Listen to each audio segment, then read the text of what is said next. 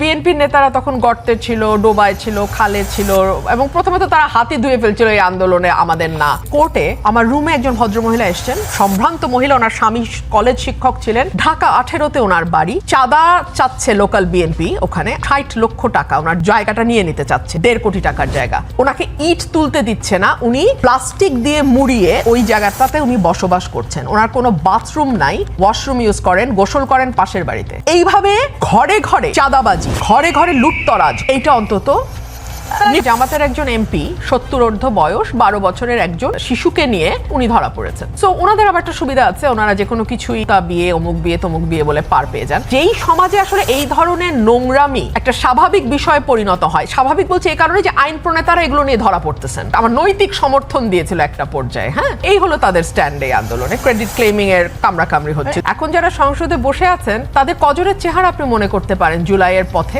আমার চেহারা নিশ্চয়ই আপনাদের মনে আছে। কজন বলতে পারে যে তার বাড়ি ভাঙচুর হয়েছে? আমার বাড়ি ভাঙচুর হয়েছে। ধরুন ব্রাহ্মণবাড়িয়ার বনলতা এক্সপ্রেস, যেটা সরকারের অনুমতি নিয়ে, ছাড়পত্র নিয়ে সারা বাংলাদেশে প্রচারিত হলো, সেটার জন্য আমাকে ব্রাহ্মণবাড়িয়ায় প্ল্যাকার্ড নিয়ে পথে নামতে হলো, মানববন্ধন করতে হলো, এবং তারপরের দিন ঠিকই প্রচার হলো। কিন্তু তার আগে আমরা কি দেখলাম? প্রায় 20 গাড়ি পুলিশ পাঠিয়ে এটা বন্ধ করার উদ্যোগ নিল সরকার। তো তার মানে সরকার কাদেরকে সহযোগিতা করছে?